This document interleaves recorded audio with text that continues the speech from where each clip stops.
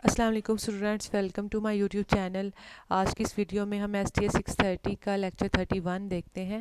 इससे पहले कि मैं नेक्स्ट प्रोसीड करूं, अगर आप मेरे चैनल पर न्यू है तो प्लीज़ सब्सक्राइब कर दें और साथ में बेल आइकन का बटन भी प्रेस करें ताकि नेक्स्ट आने वाली असाइनमेंट, क्विज़ और शॉर्ट लेक्चर से रिलेटेड नोटिफिकेशन आपको सबसे पहले पहुंचे। अगर आपको कोई भी क्यूरी हो, आपको कोई कमेंट हो, विदाउट एनी हेजिटेशन आप मुझे बता सकते हैं, मुझे ईमेल कर सकते हैं। डिस्क्रिप्शन में आपको मेरा ईमेल मिलेगा या फिर आप मुझे कमेंट भी कर सकते हैं। अब आ जाते हैं हम आपकी स्लाइड्स की तरफ। आज का लेक्चर शुरू करने से पहले मैं थोड़ा पिछले लेक्चर को रिकैप करूं। लास्ट लेक्चर का जो हमारा मेन टॉपिक था वो डाटा ट्रांसफॉर्मेशन के ऊपर था कि हम किस तरह से डाटा को एक शक्ल से दूसरी शक्ल में ट्रांसफ़र कर देते हैं अपने सूटेबल डाटा में, अपने रिसर्च की कन्वेनियंस की के लिए। उसके बाद हम लोगों ने इंडेक्सेस और स्केल के ऊपर डिस्कशन की थी। आई होप कि आपको उनकी समझ आई हो। फिर भी कोई क्वेश्चन हो, विदाउट एनी हेजिटेशन आप मुझसे पूछ सकते हैं। आज का जो हमारा टॉपिक है वो डाटा प्रेजेंटेशन के ऊपर है कि डाटा को हम किस तरह से प्रेजेंट कर सकते हैं। टेबल्स और ग्राफ की शक्ल में हम लोग अपने डाटा को प्रेजेंट कर सकते हैं। टेबुलर या ग्राफिक प्रेजेंटेशन जो हैं वो मुख्तलिफ फॉर्म्स में होती हैं जो कि समराइजेशन करती हैं हमारे डाटा को और कम्युनिकेट करती हैं हमारे मीनिंग्स को। इसके अंदर हम लोग बार चार्ट बना सकते हैं, pie chart, curve diagram, pictogram, उसके अलावा दूसरे विजुअल प्रेजेंटेशन जो हैं वो इसकी बना सकते हैं। इसके अलावा facilitation bye computer technology, computer technology में किस तरह से हमें फैसिलिटेशन मिल जाती है। इसमें कहते हैं कमर्शियल पैकेजेस हमें मिल जाते हैं जिस तरह के SAS के। इसके अलावा स्टेटिस्टिकल पैकेज मिल जाते हैं सोशल साइंसेज के, और जो कि यूज़र फ्रेंडली होते हैं और इजीली हम उसको मैनेज कर सकते हैं कंप्यूटर के अंदर। उसके बाद हमारा टॉपिक है फ्रीक्वेंसी डिस्ट्रीब्यूशन।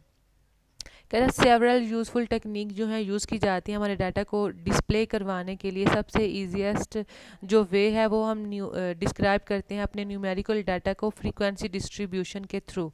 फॉर एग्जांपल कोई डाटा है 400 स्टूडेंट का, डिफरेंट डेमोग्राफिक की कैरेक्टरिस्टिक्स हैं, तो उसको हम लोग जेंडर के थ्रू डिस्ट्रीब्यूट कर सकते हैं इजीली अपनी कन्वेनियंसी के लिए। जिस तरह के यहाँ पे उन्होंने एग्जांपल में बताया हुआ है कि हम डाटा हमारे पास है 400 स्टूडेंट का, तो उसको हम लोग किस तरह से कर सकते हैं। हम बता सकते हैं जो जेंडर है 300 मेल जेंडर है और फीमेल जो है वो 100 है। फिर उसकी हम लोग परसेंटेज बताते हैं, 75 ये आते हैं, 25 इसमें आते हैं, और उसके बाद फिर हम टोटल करके इनका दे देते हैं। ये हमने टेबल फॉर्म में अपने डाटा को प्रेजेंट कर दिया, समराइज़ कर दिया। उसके बाद हमारे पास ग्राफिक प्रेजेंटेशन है कि हम कॉमन टाइप ग्राफ्स की शक्ल में किस तरह से यूज़ करते हैं। हम histogram, bar chart, pie chart बना सकते हैं अपने डाटा को विजुअली प्रेजेंट करने के लिए। एक तो ये अच्छा दिखाई दे रहा होता है, और सेकेंडली इसको समझने में भी आसानी हो रही होती है। जब हम फॉर एग्ज़ाम्पल अगर हम कोई पैराग्राफ लिखा हुआ है किसी चीज़ का, तो उस पैराग्राफ को पढ़ने में थोड़ी सी दिक्कत आती है, थोड़ी सी प्रॉब्लम होती है कुछ मीनिंग को समझने में भी। लेकिन अगर हमारे पास उसी पैराग्राफ की एक पिक्चर बना के हमारे सामने ला दी जाए तो उस डायग्राम को समझना बहुत आसान होता है और बहुत अट्रैक्टिव लग रहा होता है। तो इसलिए हम लोग डाटा को ग्राफिक या टेबुलर फॉर्म में प्रेजेंट करते हैं अपनी कन्वेनियंसी के लिए। उसके बाद हमारे पास इंटरप्रिटेशन है। कहते हैं इंटरप्रिटेशन जो है वो इन्फ्रेंसेस प्रोड्यूस कर रही होती हैं। इसमें हम लोग सम मीनिंगफुल अंडरस्टैंडिंग के लिए इसको ट्रांसलेट कर रहे होते हैं। हम लोग मीनिंग एक्सप्लेन कर रहे होते हैं कि हमने क्या कंक्लूड किया है, हमने क्या ड्रा किया है, उसके हम मीनिंग को एक्सप्लेन कर रहे होते हैं। तो इंटरप्रिटेशन के अंदर हम लोग अपने डाटा को मीनिंगफुली एनालाइज कर रहे होते हैं, और ये एनालिसिस स्टेटिस्टिकली हेल्प दे रहा होता है हमें। उसके बाद हमारे पास स्टेटिस्टिक्स क्या होते हैं। कहते हैं इसके सेवरल मीनिंग है। इसका जो बेसिक मीनिंग है वो सेट ऑफ कलेक्टेड नंबर है।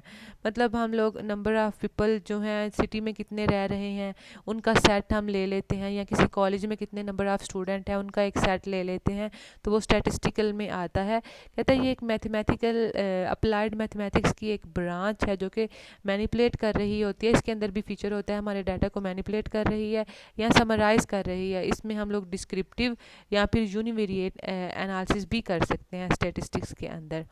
उसके बाद हमारे पास बाईवेरिएट टेबल होते हैं। कहते हैं ये बाईवेरिएट जो टेबल हैं वो वाइडली यूज़ किए जाते हैं और ये क्रॉस टेबुलेशन के ऊपर बेस कर रहे होते हैं। कहते हैं सेम टाइम में हम इसके अंदर अपने दो वेरिएबल्स को ऑर्गेनाइज कर रहे होते हैं टेबल के अंदर, और इसमें हम क्रॉस टेबुलेशन यूज़ करते हैं उन्हीं टू वेरिएबल्स की, और इसमें कंटिजेंसी यूज़ की जाती है क्योंकि इसमें जो केसेस हैं वो डिस्ट्रीब्यूट होते हैं अपनी अपनी कैटेगरी में। मतलब अगर हमारे पास दो वेरिएबल हैं, एक वेरिएबल की अलग कैटेगरी है, दूसरी की अलग, तो हम उन दोनों को कंटिजेंसी के थ्रू मिला रहे होते हैं टेबुलेशन फॉर्म में, तो उसको बाई वेरिएटेबल कहते हैं क्योंकि इसमें दो वेरिएबल्स को एनालाइज किया जा रहा होता है।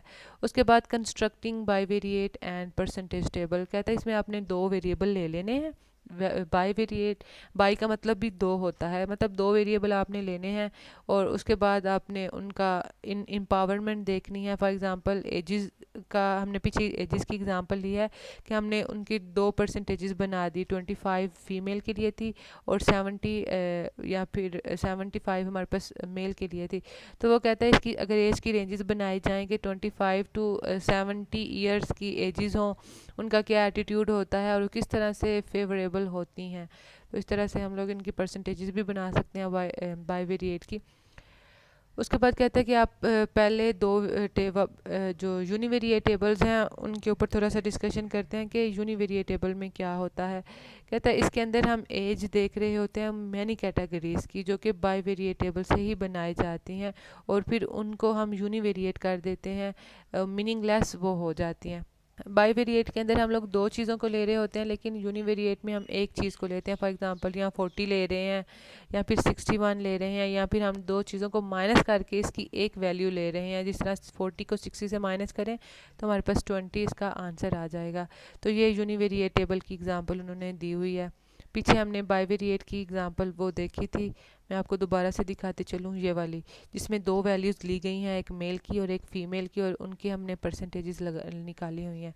अभी ये यूनिवेरिएट की है कि इसमें हम लोगों ने जस्ट एजेस फाइंड करनी है, तो उन्होंने यहाँ पे एज बताई हुई हैं जिसकी अंडर 40 एज हो उसकी फ्रीक्वेंसी 1000 होती है, 40 60 की भी 1000 होती है, 61 प्लस की भी 1000 होती है। टोटल हमारे पास 3000 फ्रीक्वेंसी आ गई और उसकी परसेंटेजेस फिर 33, तीनों की 33 निकलेगी और वो 100 हो जाएगी।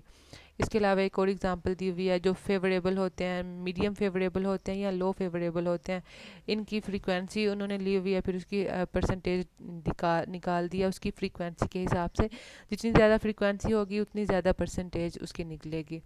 और उसके बाद ये फिर दोबारा से बाईवेरिएट की टेबल उन्होंने बनाया हुआ है। बाईवेरिएट टेबल्स के अंदर हमारे पास जो हैं वो वैल्यूज़ ज़्यादा होती हैं, फिर उनकी हमने परसेंटेजेस निकालनी होती हैं। बस आज का लेक्चर इतना ही था। आज के लेक्चर में हम लोगों ने डाटा प्रेजेंटेशन देखा कि डाटा को किस तरह से प्रेजेंट किया जाता है। उसके बाद हमने हमारा टॉपिक जो था मेन वो फ्रीक्वेंसी डिस्ट्रीब्यूशन था, जिसके अंदर हम लोगों ने डिस्क्रिप्टिव स्टेटिस्टिक्स इंटरप्रिटेशन देखी। इसके बाद स्टेटिस्टिक्स क्या होता है, यूनिवेरिएट बाईवेरिएट क्या होता है।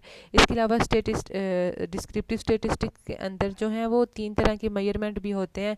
एक हमारे पास मीन है, एक हमारे पास मोड है और एक हमारे पास मीडियन है। हमारे पास मीन होता है वो अरिथमेटिक्स मेजरमेंट करने के लिए यूज़ किया जाता है, सेंट्रल टेंडेंसी के ऊपर डिपेंड कर रहा है।